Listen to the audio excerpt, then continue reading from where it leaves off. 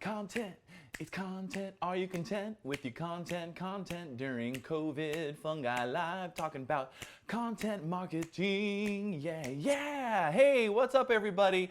Welcome to Fungi Live. It is 12 p.m. Central. That means it's time to go live. My name is Matt Cornelison. I am the founder of Fungi Media and storyteller extraordinaire. Sorry. We also have with us, as always, in the studio, Ashley and Demian on the ones and twos in their socks because they respect the house rules. Socks only, and I really like those fun socks that you're wearing, Ashley. Love that you respect the rules. Thank you. I'm also in my socks. We'll get to that later. Today's episode is all about content marketing and what we can do during COVID because there's a lot of constraints. So what can we do right now with content marketing? And I hope you guys appreciate our little Gwyneth Paltrow nod to Contagion, the movie, which I haven't seen, but Demian tells me it's a documentary. So, I hope you appreciate that. But what can we do with content marketing right now, given all the constraints? And this really boils down to a couple of questions. The first thing is, what is our message? How do we make sure our message is relevant and not tone deaf to what's going on in the world? And the second part is how can we get creative and resourceful given our constraints, given the fact that, for example, with video, we can't get in the same room with people and do video shoots. So let's get creative around the content we can make. The first part, let's get into that, the message, making sure it's tone deaf examples that you could share with us?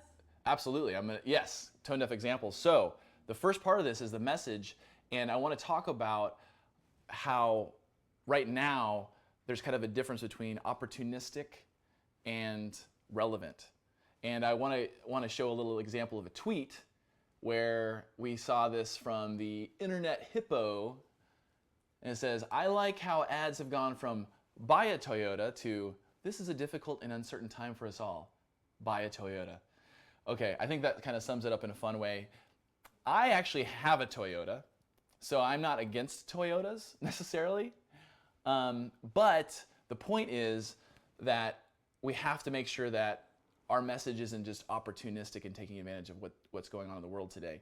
And to talk a little bit more about relevancy, we've got our good friend Aaron Perlett from Elasticity in St. Louis, Missouri. He is an expert in crisis communication, PR, branding, marketing, and he's an all-around good guy. And my friend, let's talk a little bit about that. Roll that beautiful. How should they be thinking differently about like the messages that they're putting out? You post a lot about this, like sort of this tone deafness. I think in today's environment right now, you need to find a way to make yourself relevant today in these times. And so everything we do, every client communication, every employee communication, in some cases even regulatory communications, it is with at least one eye open towards connectivity with these current times, just because they're so uncertain and so unique, and everyone has a stake in it. And it's kind of taking a page out of what media always does. Because, let's say there's a fire in a manufacturing facility in Ohio. While the story is being carried by national news, every station across the country is trying to find some relevant tie. And it might be that the brother of the foreman on a shift happened to live in Grand Junction, Colorado, and so the Grand Junction, Colorado television stations want to report on him. I think what you're finding is that most brands and organizations are kind of taking a page from that playbook. So it's all about relevance. Then the nice thing is, from a public relations standpoint, every journalist in the world, their beat is now somehow tied to coronavirus. And so there's a lot of opportunity for companies, whether you're in construction or healthcare or whatever, to tell your story, because you've probably had to adjust the way you work due to this pandemic. Yeah. And so, news media is now looking for different stories to tell about how people are making a difference in their community, adjusting their work styles, getting used to this new normal. And so there's a really good opportunity if you figure out kind of your appropriate place in the world. All right, I think the main point there with Aaron, thank you, sir, is that we have to make sure that we're being relevant and we're connected to what's going on in the world there. We want to avoid sort of that opportunistic side of things. And I think we're all experiencing that right now. We're getting, our inboxes are flooded with sort of weird salesy messages, and we all have an affinity for, or sort of like kind of a bit of a disgust right now for that. So I think we have to be very careful of what the message is, and I think that's a great point about relevancy. The second part of the question is, what is our content? What should our content be? Right? And there's a couple of specific things I want to talk about in terms of the actual content part of this. Number one, it has to be authentic. There's so much noise out in the world. If you want to stand out, you have to make sure your content is authentic. I think we can all empathize with each other more than ever before because we're all going through this thing together, and we just don't really have the capacity to handle sort of the marketing fluff as usual. So authenticity is going to be really important now and as always. The second thing is we're going to have to be different with what we're putting out in the world. It has to look different, has to feel different, because it's a different time, and different times call for different measures. I think somebody famous said that. I got a boo in the back. But if you want to stand out, I think that now is the time to think differently and to think uniquely about your content. The third thing is always, story is always going to trump anything else. It can't just be creative for creative's sake. It has to tell a story around a character, around your customer, with a plot, rise in action, and a payoff. We have to do those three things. Now, one of the biggest thing I think we're all trying to think about is like, what can we do right now given the constraints?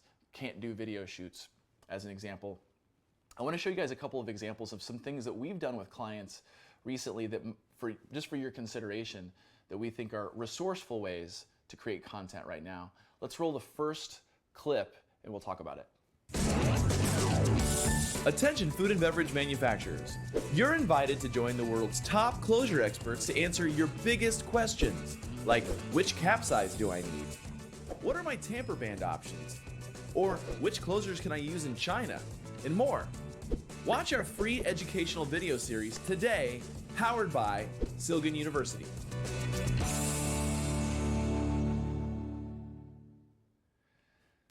All right, show that example because while we can't get into the same room and in person and do video shoots, we can take voices and create thought leadership pieces, and we can create animated avatar scenes, for example. And that's an ad for an educational series that we're helping put together. And it's a way to highlight expertise. So creating animation is one way to stand out, to be different, and to be resourceful given our constraints. I want to show another example where we're taking Skype footage and Zoom footage and things like that and adding some branding around it in order to be creative and to bring the voice of the customer to life. Let's go ahead and roll that footage. My experience with Gamut so far has been excellent. The website is very simple and very user-friendly. Next time I need supplies, I'm definitely going to go to Gamut. I know for a fact that you guys will ship it out really fast, and that's pretty important to us. And also, if there's any issues, I know that your customer service will take care of us as well. Just keep up the great work. And I think the benefit I found is that it's tying in the prices from another vendor that's good, but with the convenience in the sense of just the easiness of the website and the ability to find what I need. It kind of brings the best of both worlds together online. I want to keep working with you guys. It's a great experience. You got a great cost and things come on time. I have no complaints. You're doing a great job. Okay, one more example, and this is tied to a little something I do on the side. Some of you may know that I play a little air guitar professionally, and not too long ago I wrote a song and released it. It's called the Air Guitar Song, and made a little music video with all my friends in the community of air guitar from around the world playing air guitar to the song, and they sent their videos in. And I want to use this as an example of tapping into the community that you're a part of as a way to get creative, to create content. And these are people from the US, from Russia, from China, from South America, everywhere. And they sent content in and video clips of them playing air guitar along to this song that I released. And I think it's just an example of how you can sort of tap into people that you have access to in order to build something really creative and really fun, something that's shareable. now is a great time to just make something that's fun that people actually want to share. So we'll send a link to you guys if you want to see the air guitar video later on, but just want to share that example. Okay, now's a great opportunity to go to a word from our sponsors. This episode brought to you by shoes you don't wear anymore. I miss you, shoes. Let's go for a walk sometime. Okay, gonna get those washed. Sorry about that. Okay, as you can tell, the sponsorship slot is wide open. If you guys want to sponsor the show, we'd be happy to have you. Right now, it's just my dirty shoes that I don't wear at all because I'm in the house. Okay, I'm gonna wrap this baby up with a little food for thought. Last thing here is make sure the message is relevant. Try to think about, be intentional about being relevant with what's going on to the world today and be empathetic to what's going on in the world today. Avoid some of that opportunistic sort of marketing stuff. And the second thing is there are creative, resourceful ways that you can tap into to still create content in a time like this when there are a lot of restraints, when we can't get together. So I hope that was helpful for you guys. And if you guys have any questions, we'd love to answer them. We build the whole show, we build every episode around questions that we get every week. If you have questions, please send them to me. We will taco about it on the next episode. That's all for this one. Thanks for tuning in for Fungi Live every Thursday Central. We'll see you next week. Take it easy. Later. Content, talking about content. Talk about that content. It's okay.